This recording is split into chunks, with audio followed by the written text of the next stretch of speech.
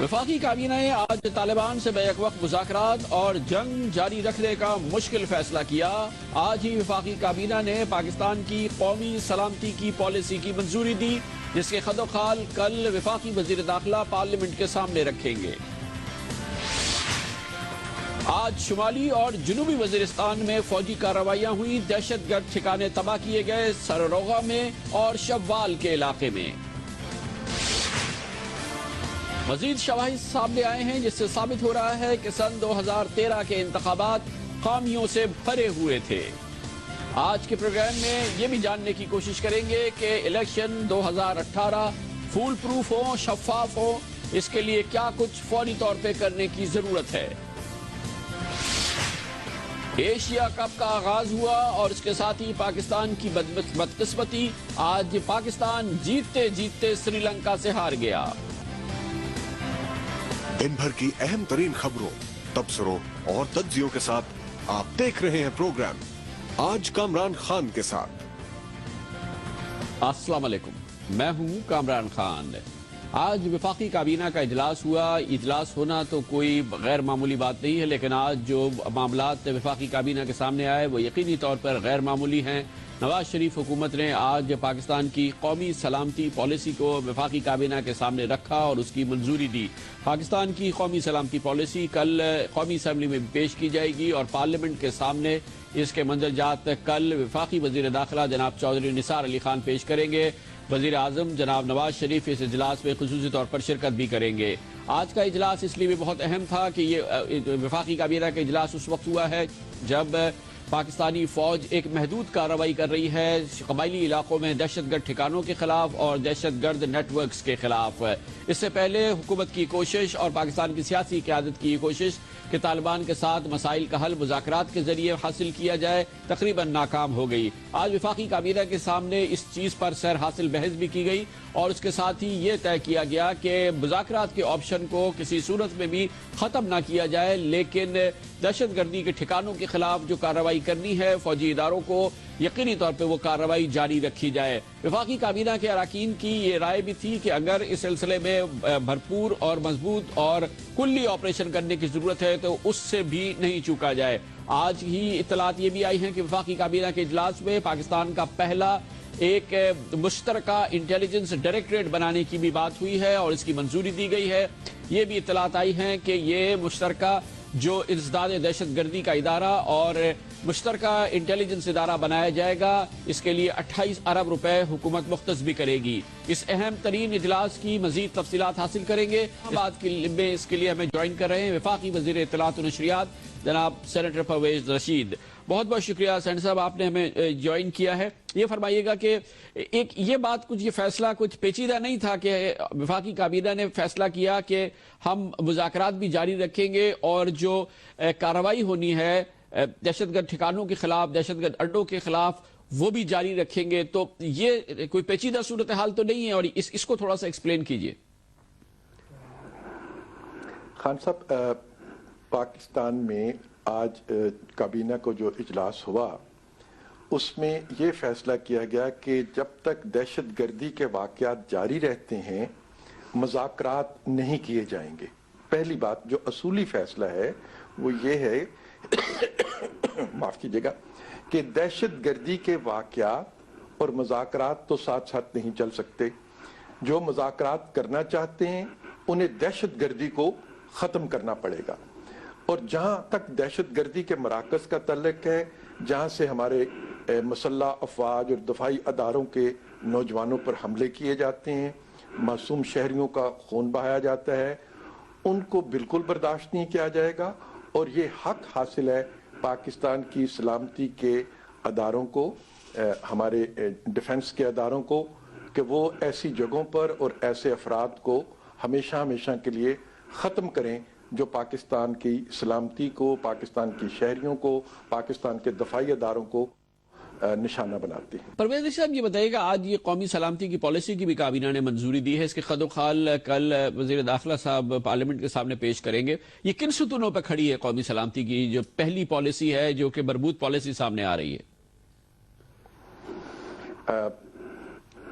इसकी जरूरत तो تقریباً 1 دہائی سے زیادہ کا عرصہ گزر گیا ہے پاکستان کو تھی، لیکن بدقسمتی سے ایک مطلق العنان حکومت رہی، اس نے بھی آنکھیں بند کیے رکھیں، دوسری حکومت منتخب ہو کر آئی، اس نے بھی 5 سال تک اس سے آنکھیں چرا کر رکھیں، اور دنیا کے ملکوں نے اس پہ 2-2, 2.5, 3-3 سال کا عرصہ لگا کر یہ پالیسیز بنائی تھیں۔ الحمدللہ ہم نے اپنے پہلے 6-7 مہینوں میں اس پالیسی کے خط و خال کو تیار کیا، اور خان صاحب اس میں انپٹ لی گئی ہے، دفاعی اداروں کی انپٹ لی گئی، انٹیلیجنس ایجنسیاں کی انپٹ لی گئی، سول سوسائٹی کے جو لوگ ان معاملات کو سمجھتے ہیں ان سے مشاورت کی گئی، ایکسپرٹس کا تعاون حاصل کیا گیا، اور یہ ایک انتہائی جامع پالیسی جو ہے جس میں اطلاعات اکٹھے کرنے کے ذرائع کیا ہوں گے، ان پر عمل درآمد کرنے کے لیے متحرک قوتیں کون سی ہوں گی، صوبائی حکومتوں کا کیا کردار ہوگا، کیا کردار ادا کرے گا۔ اور دیکھیے آج تک ہمارے ہاں جو پالیسیز بنتی ہیں ان کے فائنینشیل پلان نہیں ہوتے، پالیسی بن جاتی ہے اور فائنینشیل پلان نہ ہونے کی وجہ سے وہ ادھوری رہ جاتی ہیں۔ اس پالیسی کی خوبی یہ ہے کہ اس کے ساتھ ہی اس کا فائنینشیل پلان بھی وزیر داخلہ چودھری نثار علی خان صاحب نے تیار کر دیا ہے، جس کا ذکر خود آپ نے بھی فرما دیا، اس کی تفصیلات کل وہ خود بتائیں گے، اور اس پر امپلیمنٹیشن کا طریقہ سارا وضع کر دیا ہے۔ اور وزیر اعظم صاحب نے آج یہ فیصلہ کیا ہے کہ وہ ہر کابینہ کے اجلاس میں اس کی پروگریس رپورٹ جو ہے اس کو خود حاصل کیا کریں گے اور اس کو خود مانیٹر بھی کریں گے۔ اچھا پرویز صاحب یہ بھی بتائیے گا کہ بار بار ذکر آ رہا ہے کہ قومی ادارہ انسداد دہشت گردی کی ایک قومی ادارہ، ایک قومی اتھارٹی بنائی جا رہی ہے، نیکٹا، اس کے بارے میں کچھ بتائیں۔ نیکٹا کا ادارہ تو موجود ہے لیکن وہ صرف ایک کاغذی ادارہ ہے، جی ہاں، مطلب عملی طور پہ ابھی تک اس میں، جی ہاں، وہ عملی طور پر ایک صرف کاغذوں پر موجود ہے، اس کی قوت متحرکہ کوئی نہیں ہے۔ لیکن اب جو یہ پالیسی بنائی گئی ہے اس میں اس ادارے کو ایک فعال ادارے میں تبدیل کیا جائے گا، جس کے ٹانگیں بھی ہوں گی، جس کے بازو بھی ہوں گے اور جس کے دانت بھی ہوں گے، اور جس کے پاس سوچنے والا دماغ بھی ہوگا۔ تو یہ ایک ایسا ادارہ ہوگا جو پالیسی میکنگ بھی کرے گا اور جو خود فعال کردار ادا کرے گا دہشت گردی کو ختم کرنے کے لیے، اور دہشت گردی کے واقعات سے سریع الحرکت طور پر، یعنی منٹوں میں دہشت گردی کا اگر واقعہ کہیں پہ ہونے جا رہا ہوگا تو اس واقعے کو ہونے سے پہلے روکنے کے لیے اپنا کردار ادا کرے گا۔ اچھا، یہ جو محدود فوجی آپریشن ہو رہا ہے، اس حوالے سے یہ بات بھی سامنے آ رہی ہے کہ شاید اس کے رد عمل کے طور پر یا توجہ ہٹانے کے لیے پاکستان کے دوسرے بڑے شہروں میں اور دوسرے صوبوں میں دہشت گردی کے واقعات میں مزید تیزی آئے، اور اس کے ساتھ ساتھ یہ بات بھی سامنے آ رہی ہے کہ جن علاقوں میں یہ محدود فوجی آپریشن ہوگا یا ایکشن ہوا ہے وہاں سے آبادی کا انقلاب بھی دیکھنے میں آ رہا ہے۔ ان مسائل کے حوالے سے آج کیا طے کیا ہے آپ لوگوں نے؟ اس میں پرائم منسٹر صاحب نے کابینہ کے وزراء کو ذمہ داری سونپی ہے کہ وہ اس کے انتظامات کریں، جو لوگ اپنے گھر پر جو چھوڑیں گے اس عوض کے لیے کہ پاکستان کو ایک محفوظ ملک بنایا جائے، یقیناً ان کی یہ قربانی جو ہے اس کو پوری پاکستانی قوم یاد رکھے گی، اور ہم سب کی یہ ذمہ داری ہے کہ اپنے ان بہنوں، بھائیوں اور بزرگوں کو دیکھ بھال کریں۔ پہلے بھی پاکستان نے جب سوات آپریشن ہوا تھا تو آپ کو یاد ہوگا کہ ہم نے، پاکستان کے عوام نے بھی اور حکومت نے مل کے اپنے لوگوں کی دیکھ بھال کی تھی، اور آج وہ لوگ اپنے گھروں میں آباد ہیں۔ ان لوگوں کی بھی دیکھ بھال کی جائے گی اس ابتلا کے وقت میں، اور انشاءاللہ تعالی یہ اپنے گھروں میں جائیں گے، آباد ہوں گے اور اسی طرح سے اپنی زندگی گزاریں گے جس طرح ہنسی خوشی زندگی پاکستان کے دوسرے لوگ اپنے اپنے گھروں میں گزارتے ہیں۔ اس کے لیے پورے انتظامات کر لیے گئے ہیں، کابینہ کے وزراء کی ذمہ داری لگا دی گئی ہے۔ اس کے بارے میں بھی تفصیلات کل چودھری نثار علی خان صاحب ضرور بتائیں گے۔ جہاں تک پاکستان کے دوسرے شہروں میں رد عمل کا خطرہ ہے، اس سے بھی پہلے ہی صوبائی حکومتوں کے ساتھ چودھری نثار صاحب جو ہیں مشاورت میں ہیں، ان کو آگاہ بھی کیا جاتا رہا ہے، اور وہ اپنی سب صوبائی حکومتوں نے اس کی تیاریاں کی ہوئی ہیں۔ وفاقی حکومت کے انٹیلیجنس ادارے جو ہیں وہ بھی صوبائی حکومتوں کے ساتھ مسلسل رابطے میں ہیں، اور جیسے ہی انہیں کوئی اطلاع ملتی ہے وہ انفارمیشن شیئر کرتے ہیں صوبائی متعلقہ حکومتوں کے ساتھ، اور انشاءاللہ تعالی ہم پاکستان کے ایک ایک گھر کا، ایک ایک گلی کا، ایک ایک بازار کا، ایک ایک دکان، ہسپتال، عبادت گاہوں کا، ہر شہری کا مکمل تحفظ کریں گے، اور ہر قسم کے واقعات سے نپٹنے کے لیے پوری طریقے سے تیار رہیں گے۔ बहुत बहुत शुक्रिया जनाब सेनेटर परवेज रशीद। वफाकी वजीर इत्तलात व नशरियात आज वफाकी काबीना की इस अहम इजलास की तफसीलात हमसे शेयर कर रहे थे। लेते हैं कमर्शियल ब्रेक और उसके बाद जिक्र करते हैं कि आज महदूद फौजी कार्रवाई के सिलसिले में शुमाली और जनूबी वजीरिस्तान के सरहद पर मौजूद शव्वाल के इलाके में कार्रवाई की गई, जहाँ पर इत्तला थी कि दहशतगर्दी का एक बड़ा ठिकाना मौजूद है। इस हमले में 30 मुश्तबा दहशतगर्द हलाक कर दिए गए हैं। इसकी अहमियत आपको बताएंगे और अब तक जो कार्रवाइयाँ हुई हैं उसका भी अहाता करेंगे कमर्शियल ब्रेक के बाद।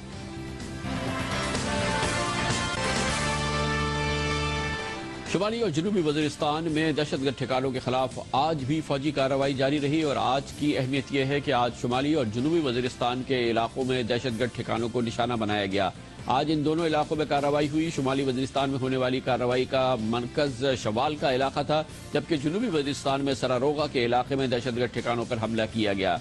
ये फिजाई हमले थे और इस फिजाई हमलों में अब तक की इतलात के मुताबिक दहशतगर्दों के ठिकाने भी तबाह हुए हैं और तकरीबन 3 दर्जन दहशतगर्दों की हलाकत की भी इत्तला है। 20 फरवरी से शुरू होने वाले वाकयात मुसलसल जारी हैं और इसमें महदूद फौजी कार्रवाई की जा रही है। टारगेट किया जा रहा है सिर्फ और सिर्फ दहशतगर्द ठिकानों को और इस सिलसिले में बड़ी कामयाबी भी मिल रही है, क्योंकि ये इंटेलिजेंस बेस्ड ऑपरेशन है, टारगेटेड ऑपरेशन है और ये बराह रास्त कार्रवाई वजीर आजम जनाब नवाज शरीफ के हुक्म पे की जा रही है।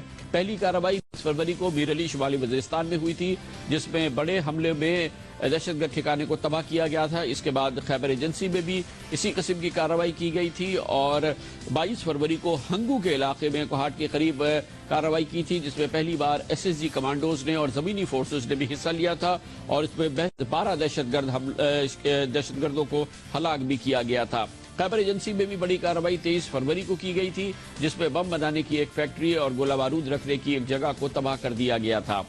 आज की दोनों कार्रवाई हमने आपको बताया कि शुमाली और जनूबी वजीरिस्तान में हुई है और कल का एक अलग वाकया हुआ था, जिसमें तालिबान सीनियर तरीन तालिबान कमांडर्स में से एक और साबिक कायम मुकाम अमीर इस्मतुल्लाह बिटनी अपने 3 साथियों समेत शुमाली वजीरिस्तान में ही हलाक कर दिए गए थे, जब उनकी गाड़ी पर हमला किया गया था और इसमें ये चारों तालिबान की बहुत अहम शख्सियतें हलाक हो गई थी। आज तहरीक तालिबान ने इसकी बाकायदा तस्दीक भी की है और ये भी कहा है कि इस्मतुल्लाह बिटनी की हलाकत तहरीक तालिबान के लिए नाकाबिले तलाफी नुकसान है। अब तक की जाने वाली फौजी कार्रवाई और आज जो बड़ी महदूद फौजी कार्रवाई शुमाली और जनूबी वजीरिस्तान में हुई, इस पर बात करने के लिए हमने दावत दी है। हमारे साथ मौजूद है दिफाई उमूर के एक्सपर्ट जनाब ब्रिगेडियर रिटायर्ड महमूद शाह। बहुत बहुत शुक्रिया ब्रिगेडियर साहब, आप इस इलाके को भी जानते हैं और फौजी हिकमत अमली को भी समझते हैं।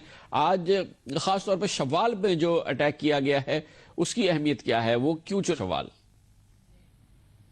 जी, दरअसल अगर शवाल का इलाका जो है वो मीर अली से अफगानिस्तान की तरफ यानी मीर अली से गुलाम खान की तरफ जाएं तो इस इलाके में तो हाफिज गुल बहादुर के लोग हैं, लेकिन अंदर पहाड़ियों के अंदर तकरीबन दतखेल से अगर आप जुनूब की तरफ जाते हैं और फिर कुछ इलाका शुमाली जनूबी वजीरिस्तान का भी मिलाकर एक इलाका बनता है, इसको शवाल कहते हैं। इस इलाके में आबादी कम है, इसमें पहाड़ियाँ हैं और प्लस जंगलात है, यानी बहुत खूबसूरत उस इलाके के अंदर जंगलात है और ये लोग जो है हाफिज गुल बहादुर के इलाके से हटकर उस इलाके में जाते हैं और वहाँ से अफगानिस्तान जाते हैं।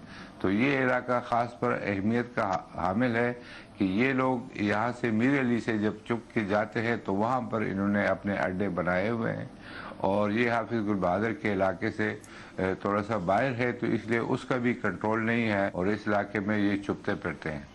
ब्रिगेडियर साहब, जरा सा हमें एक्सप्लेन कीजिए, जो अब तक फौजी कार्रवाइयाँ हुई हैं पिछले 5 दिनों में, बहुत महदूद और बड़े सर्जिकल स्ट्राइक्स किए गए हैं, आपने इसमें क्या अहमियत देखी है? इसमें सर ये स्पोरेडिक कार्रवाइयाँ हैं, यानी जगह जगह के ऊपर है और ये वो टारगेट्स है जो कि गवर्नमेंट ने हासिल किए हैं, यानी उसमें इनकी जो है मौजूदगी वो कंफर्म्ड है। और दूसरा ये इतने पहले हुए हैं कि इससे ऑपरेशन से पहले जो बमबारी होती है और इसमें जो फ़र्क होता है कि ऑपरेशन के वक्त जब बमबारी होती है तो उससे पता चलता है कि ऑपरेशन किस डायरेक्शन में होगा, कैसे होगा, क्योंकि वो जो टारगेटिंग है वो ऑपरेशन के मुताबिक होगी और ये जो है ये मुख्तलिफ जगहों पे होगी, जिससे डायरेक्शन का भी पता नहीं चलता اور ساتھ ہی جو اچھے ٹارگٹ ہیں ان کو معلوم ہے. یہ جنرلی دیکھا گیا ہے کہ یہ لوگ کچھ بھاگ کر وہاں سے شمالی وزیرستان سے یہاں اورکزئی اور باڑہ کے پیچھے جو ترا ویلی ہے یہ کچھ پہاڑ ہے جس کے اندر یہ چھپ جاتے ہیں. انہوں نے جگہ پہلے سے بنائی ہوئی ہے. یہ حکیم اللہ مسعود کے وقت سے ان کا ایک ٹھکانہ تھا.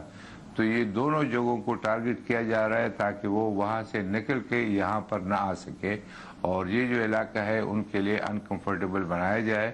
یہاں پر کچھ فوجی یونٹس بھی ہے اور ان کو بھی معلوم ہے, وہ نظروں سے دیکھ سکتے ہیں دوربینوں کے ذریعے کس کس پہاڑی پہ یہ لوگ موجود ہے اور وہ ٹارگٹ انڈیکیشن ان کو کرتے رہتے ہیں. تو برگیڈیئر صاحب یہ تو ہم نے یہاں دیکھ لیا کہ کس کس جگہ پہ جا سکتے ہیں, تو اس کو اسٹرائک کیا ہے پہلے سے اور وہاں پہ جو ان کے ٹھکانے ان کو تباہ کیا گیا ہے.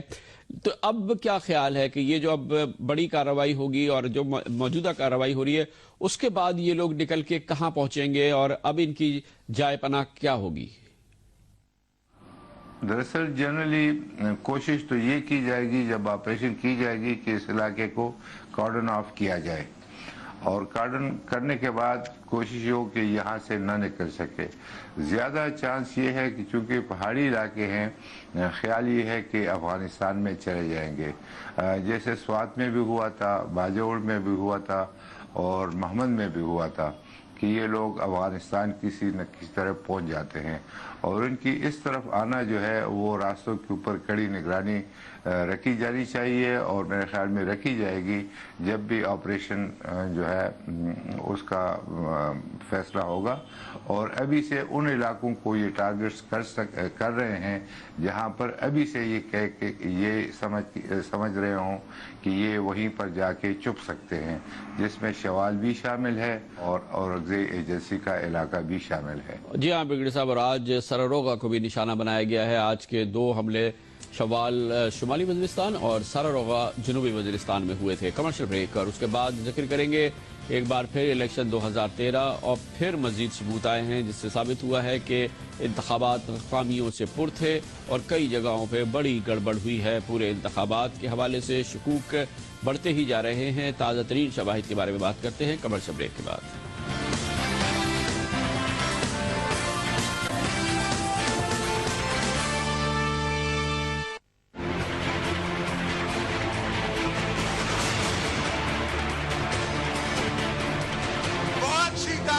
نے آپ کا مینڈیٹ چھینا ہے, خراب کیا ہے.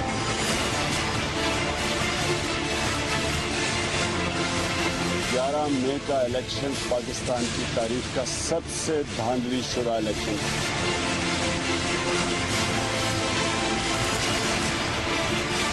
الیکشن کمیشن آف پاکستان منصفانہ انتخابات منعقد کرانے میں ناکام ہے. آپریشن کا مسئلہ ہے اور میں پھر کہتا ہوں کہ 4 کا نہ کرائیں, 272 کا کرائیں. جب سے 2013 کے الیکشن ہوئے ہیں شکایات اس روز سے آ رہی ہے 11 مئی کو جب انتخابات ہوئے اور آج تک جاری ہیں کہ ان انتخابات میں خامیاں تھیں, دھاندلیاں ہوئی ہیں اور گڑبڑ ہوئی ہے. مجموعی نتیجے پر 2013 کے نتیجے پر تو شاید شک نہ ہو, لیکن یہ کہا جا رہا ہے کہ بہت بڑی تعداد میں دھاندلی ہوئی ہے اور اس کی بنیادی وجہ الیکشن کمیشن اپنے فرائض ادا کرنے میں ناکام ہوا, نادرا اپنے فرائض سے, پرنٹنگ پریس آف پاکستان اپنے فرائض اور PCSIR جس نے دراصل وہ سیاہی بنائی جو ووٹرز کے لیے استعمال ہونی تھی وہ اپنے فرائض میں ناکام ہو گئی ہے. پاکستان کے قومی ادارے پاکستان کی سب سے اہم منصب کی اور اس سب سے اہم ذمہ داری کو پورا کرنے میں ناکام ہوئے. اس میں کسی کو اب شک باقی نہیں رہا ہے. اس لیے اب فوکس اس بات کا ہے کہ آئندہ جو انتخابات ہو, جس میں پہلے بلدیاتی انتخابات ہوں گے, پھر سن 2018 کے انتخابات, انہیں فول پروف بنانے کے لیے اور انہیں شفاف بنانے کے لیے, حقیقی طور پہ شفاف بنانے کے لیے ابھی سے سر جوڑ کے بیٹھنا ہوگا سیاسی قوتوں کو اور قومی اداروں کو, تاکہ پاکستان کی جمہوریت کی اس طرح سے رسوائی نہ ہو جیسی سن 2013 کے انتخابات کے حوالے سے ہوئی ہے. اس سلسلے میں ثبوت مسلسل آ رہے ہیں. اب ایک تازہ ترین رپورٹ ایک اور نان گورنمنٹل آرگنائزیشن NGO فیفن کی آئی ہے جس میں کئی اعداد و شمار دیے گئے ہیں، اور اسی حقیقت کی اس میں سامنے آتی ہے یہ حقیقت کہ الیکشنز میں گڑبڑ بہت ہوئی تھی۔ مسترد شدہ ووٹوں کی تعداد 2008 کے مقابلے میں اس سال اس میں 64% اضافہ ہوا ہے۔ فیفن کی رپورٹ کہتی ہے 2008 میں مسترد شدہ ووٹوں کی تعداد 9,73,000 تھی، جو 2013 میں 15 لاکھ سے تجاوز کر گئی ہے۔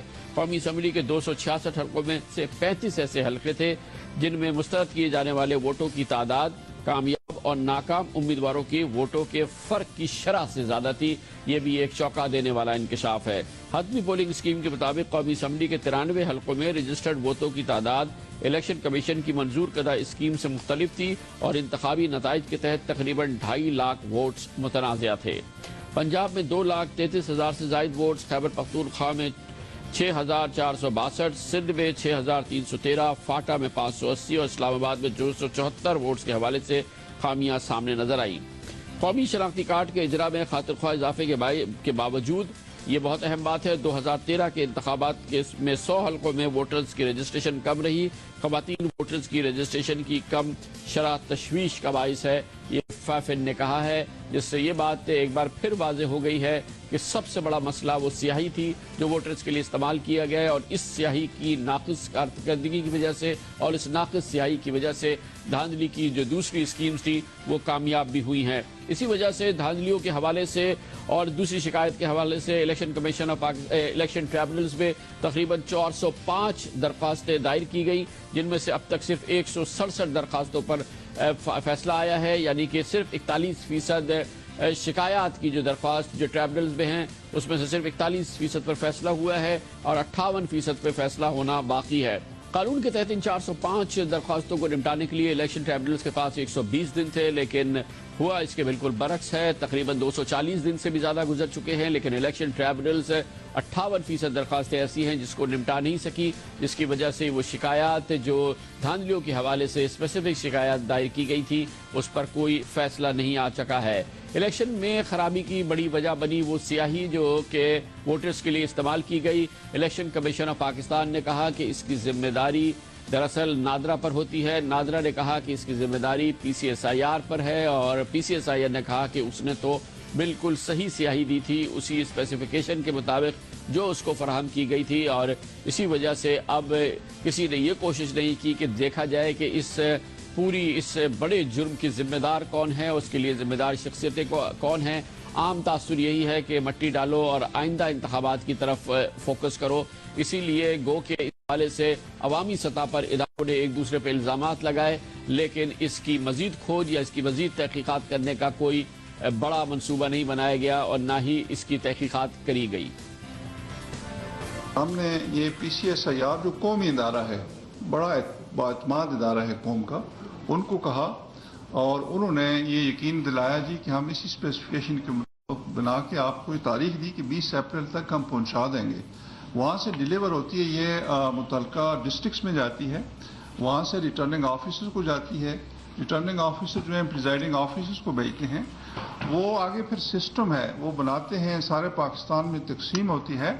اب PCSIR جیسا ادارہ جو ہے اس سے آپ یہ تو نہیں ایکسپیکٹ کر سکتے کہ جی وہ اتنا 70,000 ایسا ادارہ جو کہ ہمیشہ سے یہ کام کرتا رہا ہے کہ وہ الگ سیاہی بنا دیں، اور وہاں پہ اگر یہ سیاہی یوز نہیں ہوئی یا جو اب یہ کام جو ہے جو بات کا آپ کو سوال ہے، اب یہ سرٹین کرنا یہ ٹریبونلز کا کام ہے جو اس کو دیکھ رہے ہیں۔ نادرا نے یہ پروکیور نہیں کی، یہ الیکشن کمیشن کی ذمہ داری تھی کہ سپلائی کرنا انک کو، اور اس میں ہم نے پراپرٹیز انک کی بتائی کہ کیسی انک ہونی چاہیے۔ یہ کوئی فارمولا نہیں تھا، سمپل پراپرٹیز ہیں۔ مارکیٹ میں یا میگنیٹائز انک ہے جو 1 نمبر انک ہے، یا دوسری انک ہے جو 2 نمبر ہے۔ آل ویورز ہیں کہ 1 نمبر یوز کریں اگر تھم کو ویریفائی کرانا ہے۔ اب اس سے یہ نتیجہ اخذ کرنا کہ سارے ہی حلقوں میں نہیں ہوا، شاید وہ یوز نہیں ہوئی، وہ تو تب پتہ چلے گا نا جب باقیوں کا بھی ہم انالیسس کریں گے۔ ابھی ان 2 کی حد تک ہم کہتے ہیں کہ نہیں ہوئی، اور نادرا نے جو رپورٹ سبمٹ کی اس کے مندرجہ اس کے جو کانٹینٹس ہیں اس پہ we stand by and we ask, ہم کورٹ کے سامنے بھی اس کے جواب دے ہیں۔ مگر دراصل کتنی ناقص سیاہی تھی اور کس بڑے پیمانے پہ اس کو استعمال کیا گیا، یہ اگر رات تھا تو اس پہ سے پردہ اٹھایا قومی اسمبلی میں خود وفاقی وزیر داخلہ جناب چودھری نثار علی خان نے۔ یہ تھم امپریشن کا مسئلہ ہے، اور میں پھر کہتا ہوں کہ 4 کا نہ کرائیں، 40 کا بھی نہ کرائیں جو میں نے کہا ہے جناب اسپیکر، 272 کا کرائیں۔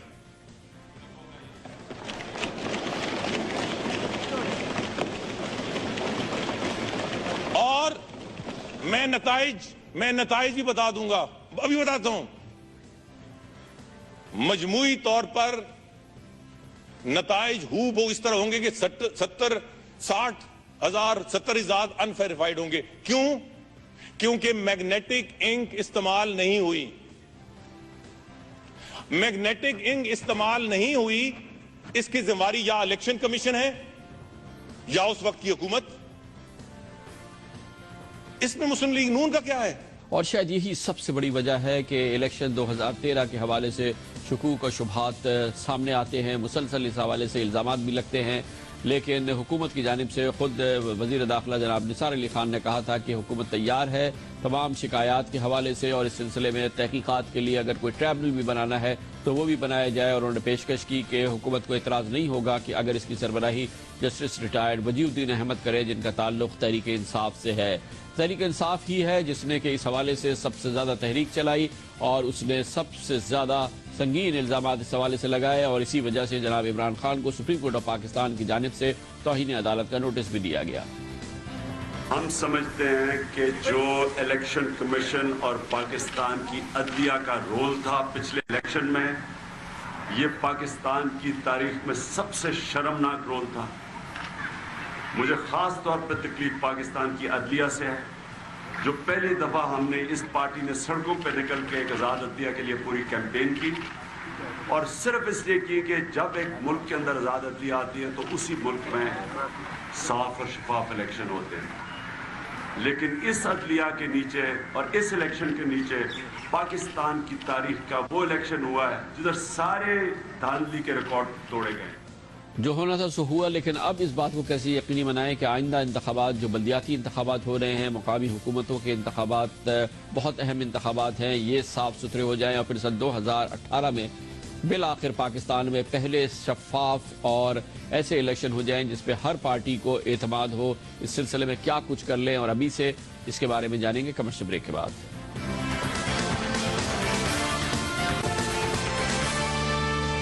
Welcome back. وقفے سے قبل ہم نے تفصیل سے ذکر کیا کہ الیکشن 2013 کے حوالے سے یہ خامیوں سے پر تھے، اور اس کے نتائج کے حوالے سے ہم پورے اطمینان سے اس پر اعتماد کا اظہار نہیں کر سکتے، کیونکہ اس حوالے سے کئی شکوک اور شبہات جو ہیں وہ موجود ہیں۔ لیکن دیکھنا ہمیں یہ ہے کہ آگے کی طرف بڑھیں اور اس سے سبق سیکھیں۔ آئندہ کے انتخابات، چاہے جلد ہونے والے بلدیاتی انتخابات ہوں یا سن 2018 کے قومی انتخابات، یہ حقیقی معنوں میں شفاف ہوں اور مثالی الیکشن ہوں، اور ایسے نتائج ہوں جس پہ ہمارے پڑوس میں جیسی جمہوریتیں ہیں جن کے نتائج پہ سب کو اعتماد ہوتا ہے، ایسے ہی نتائج ہمارے ملک میں بھی ہوں اور تمام سیاسی جماعتوں کو ان پر اعتماد ہو۔ اس کے علاوہ جس ایک اہم پہلو کی طرف نگاہ رکھنے کی ضرورت ہے وہ یہ کہ پاکستان کے عوام کو موبلائز کیا جائے کہ وہ یقینی طور پہ اپنا حق رائے دہی استعمال کرے اور ووٹ ضرور دیں، کیونکہ جتنے زیادہ لوگ ووٹ دیں گے اتنی زیادہ ریپریزنٹیٹیو گورنمنٹ آئے گی۔ حالیہ الیکشنز میں ہم نے دیکھا ہے کہ ووٹ دینے والوں کی تعداد بہت کم رہتی ہے۔ یہ انتخابات انتہائی پرزور تھے، پرشور تھے، اور اس کے لیے زبردست کیمپیننگ بھی تھی۔ پہلی بار ٹیلی ویژن متحرک تھا، لیکن ووٹرز کی کل تعداد جو تھی رجسٹرڈ ووٹوں کے مقابلے میں صرف 55% تھی، یعنی کہ تقریباً 45% لوگوں نے ووٹ نہیں ڈالے، کم و بیش آدھے لوگوں نے ووٹ نہیں ڈالے۔ پاکستان میں رجسٹرڈ ووٹوں کی کل تعداد 8 کروڑ 42 تھی، یعنی کہ 18 کروڑ کے ملک میں 8 کروڑ 42 لاکھ لوگ رجسٹرڈ ووٹر ہیں، لیکن جو ووٹ ڈالے گئے وہ 4 کروڑ 62 لاکھ تھے، یعنی کہ تقریباً 4 کروڑ لوگوں نے ووٹ نہیں ڈالے۔ یہ بھی ایک تشویش کی بات ہے۔ اسی وجہ سے جو انتخابات کے نتائج آئے اس 18 کروڑ کے ملک میں، اس میں پاکستان مسلم لیگ نون سب سے بڑی جماعت، اکثریتی جماعت سامنے آئی، اور اسے 1 کروڑ 48 لاکھ ووٹ ملے تھے، جبکہ تحریک انصاف دوسرے نمبر پر ووٹرز کے حوالے سے تھی، اسے 76 لاکھ ووٹ ملے، جبکہ پیپلز پارٹی کو 59 لاکھ ووٹ ملے، معاف کیجیے 69 لاکھ ووٹ ملے، اور ایم کیو ایم کو تقریباً 24 لاکھ ووٹ ملے۔ اس بات کو بھی یقینی بنانا ضروری ہے کہ پاکستان میں بھی ووٹرز گھروں سے نکلیں اور ہر صورت میں ووٹ دیں، اور اسی وقت ہوگا جب ووٹ دینا سہل ہوگا اور ووٹ دینے والے کو یقین ہوگا کہ اس کا ووٹ ایمانداری سے کاسٹ کیا جائے گا۔ اس کا مطلب یہ ہے کہ الیکشنز شفاف ہو اور اس پہ ہر پاکستانی کو اعتماد ہو کہ اگر وہ ووٹ دینے جا رہا ہے تو وہ ایمانداری سے کاؤنٹ کیا جائے گا اور اس کا نتیجہ سامنے آئے گا۔ آئندہ انتخابات کے حوالے سے اس نظام کو کیسے ہم اوور ہال کریں اور اسے کیسے پر اعتماد بنائیں اور ایک شفاف الیکشنز کی بنیاد ہم پاکستان میں ڈالیں، اس کے لیے بات کرتے ہیں اور ہمیں جوائن کریں گے Pakistan institute of legislative development and transparency یعنی پلڈارٹ کے ایگزیکٹو ڈائریکٹر جناب احمد بلال محبوب۔ بہت بہت شکریہ بلال محبوب صاحب، آپ سے پہلے بھی کئی بار 2013 کے الیکشن کے حوالے سے بات چیت ہوتی رہی ہے اور یقینی طور پہ اس کے مختلف پہلوؤں پہ بہت زیادہ فوکس اور غور کرنے کی ضرورت ہے۔ پہلے یہ بتائیے گا کہ اب جبکہ کم و بیش ہماری تصویر پوری آ چکی ہے، ہم کہہ سکتے ہیں یا کہنا چاہیے کہ 2013 کے الیکشن نتائج جو تھے وہ مشکوک تھے؟ دیکھیے میرے خیال میں ہم ایک کلیہ طور پر یعنی تمام انتخابات کو بحیثیت مجموعی تو مشکوک قرار نہیں دے سکتے، لیکن لوکل کئی ایسے اثرات ہوئے ہیں جس کی وجہ سے کئی کانسٹیچوئنسیز میں انتخابات مشکوک ہو سکتے ہیں، اور یہ وہ انتخابات ہیں جن کے نتائج کو الیکشن ٹرائیبیونلز میں چیلنج کیا گیا ہے۔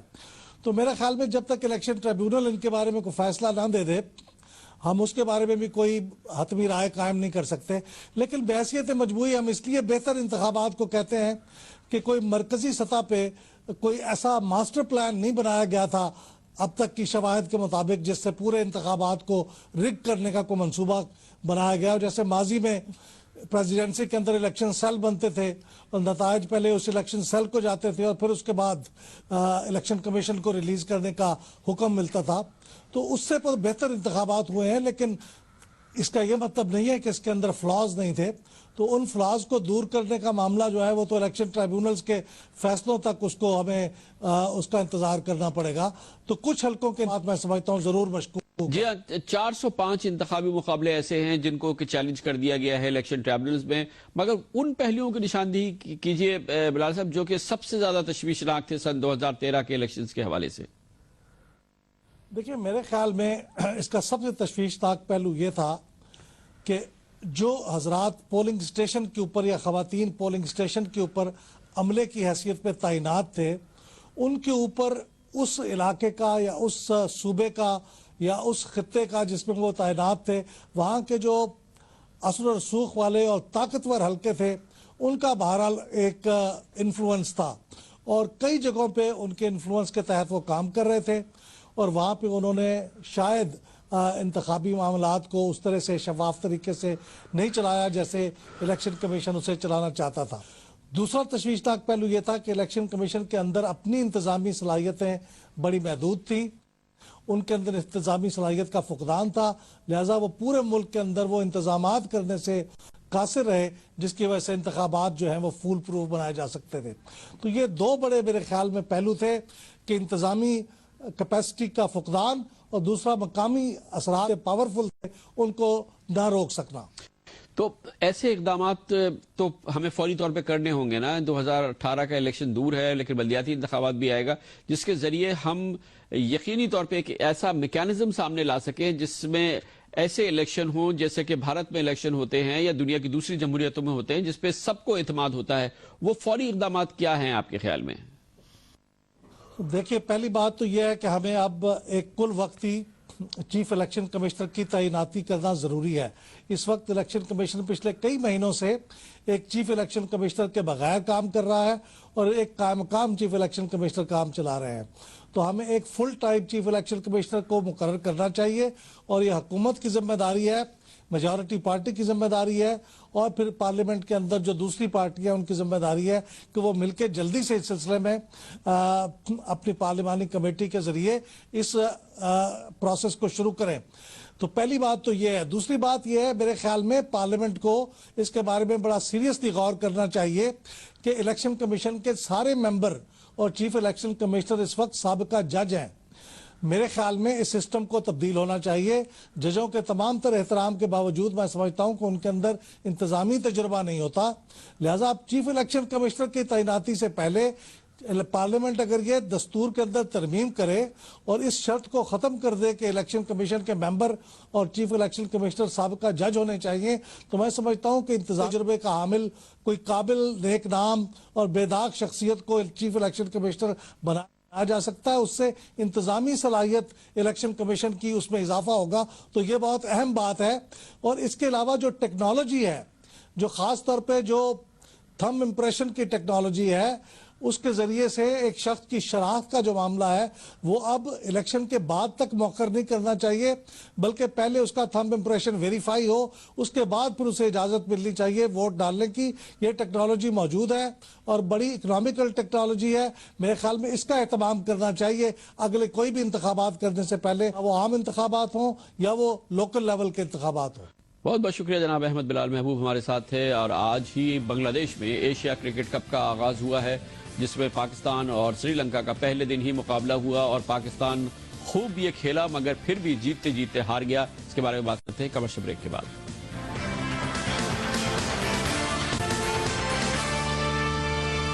Welcome back. बांग्लादेश में आज एशिया क्रिकेट कप का आगाज हुआ और गुज़िश्ता एशिया कप जीतने वाला पाकिस्तान आज टूर्नामेंट के पहले रोज अपने पहले मैच में श्रीलंका का भरपूर मुकाबला करने के बावजूद हार गया। श्रीलंका ने टॉस जीत के पहले बैटिंग की और 50 ओवर में 296 रन किए, जो एक बड़ा टारगेट था, मगर पाकिस्तान ने इसका भरपूर मुकाबला किया और कई मौक़ों पे ऐसा लगा कि पाकिस्तान ये टारगेट हासिल कर लेगा। लेकिन 45वां ओवर बदकिस्मत साबित हुआ, क्योंकि इस ओवर के अंदर मलिंगा ने पाकिस्तान के मिसबाह उल हक को, जो कि जम के खेल रहे थे और 73 रन बना चुके थे, उनको भी आउट किया और फौरन ही शाहिद आफरीदी को भी, और इस खेल का पांसा पलट गया। पाकिस्तान फिर भी मुकाबला करता रहा और एक ओवर बाकी था, लेकिन उससे पहले 284 रन बना के पाकिस्तान ढेर हो गया। इस तरह से 12 रन कम रह गए और पाकिस्तान ये पहला मैच हार गया। आज के खेल के मद्देनजर हम आपको दिखाते हैं अपने कॉरेस्पॉन्डेंट उमैर अलवी की सपोर्ट में। जनूबी एशिया में क्रिकेट के सबसे बड़े टूर्नामेंट एशिया कप का आगाज आज सनसनीखेज अंदाज में हुआ, जब श्रीलंका ने दिफाई चैंपियन पाकिस्तान को कांटेदार मुकाबले के बाद 12 रन से ज़ेर कर दिया। बांग्लादेश की दारुल हुकूमत ढाका के करीब वाक़ फतोला में जब मैच का आगाज हुआ तो तवक्को यही थी कि जो भी टीम टॉस जीतेगी पहले बैटिंग करेगी, और हुआ भी यही। श्रीलंका ने टॉस जीता और पहले बैटिंग का फैसला किया। पहला खिलाड़ी तो जल्द आउट हो गया, लेकिन फिर दूसरे ओपनर थिरिमाने और तजुर्बेकार संगकारा ने पाकिस्तानी बॉलर्स को संभलने का मौका ही नहीं दिया और दूसरी विकेट की पार्टनरशिप में 161 रन का ढेर लगा दिया। Another boundary to Sangakkara, but that boundary brings up his 50 as well. Kumar Sangakkara 67 run की एक और उम्दा पारी खेलने के बाद आउट हुए। Sangakkara departs for 67. दूसरे एंड से थिरिमाने ने सेंचुरी मुकम्मल की। Well played, Lahuru Thirimani. His second international 100. वो 102 रन बनाकर पवेलियन पहुंचे। Oh, he's gone right through him. Oh, the champion, this Saeed Ajmal. He's done that to a batsman who's 102 not out. He might have taken a bit of time off for that injury. कप्तान Angelo Mathews 55 run बनाकर नुमाया रहे। उन्होंने भी हरीफ bowlers की खूब खबर ली। 36वें over तक श्रीलंका 2 विकेटों के नुकसान पर 204 रन बना चुका था और खदशा यही था कि पाकिस्तान को 300 रन से जायद का हदफ मिलेगा, लेकिन थिरिमानी की विकेट लेने के बाद पाकिस्तानी बॉलर्स जाग गए और श्रीलंका को 296 तक महदूद करने पर मजबूर कर दिया। जवाब में पाकिस्तान क्रिकेट टीम ने हदफ का ताक़ुब जारहाना अंदाज में किया। शर्जील खान ने 28 रन के ओपनिंग स्टैंड में 26 रन बनाए। अहमद शहजाद 28, मोहम्मद हफीज 18 और सुहेब मकसूद 17 रन बनाकर वापस पवेलियन लौट गए। ऐसे में कप्तान मिसबाह उल हक और उमर अकमल ने जिम्मेदारी से बैटिंग करके विकेटें गिरने के सिलसिले को रोका। दोनों ने 5वीं विकेट की शराकत में 121 रन जोड़े। इस मौके पर महसूस यही हो रहा था कि पाकिस्तान बासानी टूर्नामेंट का आगाज फतह से करेगा। 43वें ओवर में उमर अकमल 74 रन बनाकर पवेलियन लौट गए, जबकि मलिंगा ने 45वें ओवर में कप्तान मिसबाह उल हक और शाहिद आफरीदी का शिकार किया। पूरी टीम 49वें ओवर में 284 रन पर ढेर हो गई। आज जो हुआ सो हुआ, पाकिस्तानियों ने हजम कर लिया, लेकिन इतवार के रोज पाकिस्तानी कोई एक्सक्यूज कबूल नहीं करेंगे, क्योंकि इस टूर्नामेंट का सबसे कांटे का मुकाबला इतवार को होगा, जब पाकिस्तान भारत के मध्य मुकाबिल होगा।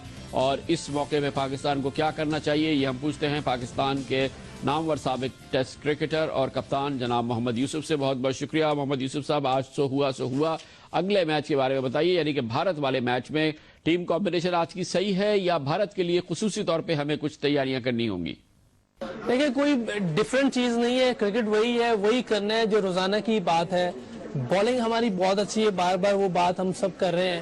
بیٹنگ کو تھوڑا بہتر ہونا ہوگا، تھوڑا ڈسپلن ہونا پڑے گا، غیر ضروری شاٹس نہیں کھیلنے۔ ایوریج جو ہے ان وکٹوں پہ آپ آرام سے 8 9 10 کی ایوریج کسی ٹائم بھی کر سکتے ہیں۔ دیکھیں آخر پہ ہمارے آؤٹ ہونے کے باوجود بھی 12 رن سے ہم میچ آ رہے ہیں، تو اگر تھوڑی وکٹیں ہاتھ میں ہوتی، ہمارے کوئی مین پلیئر کھیل رہا ہوتا تو اتنی مشکل نہیں ہوتی۔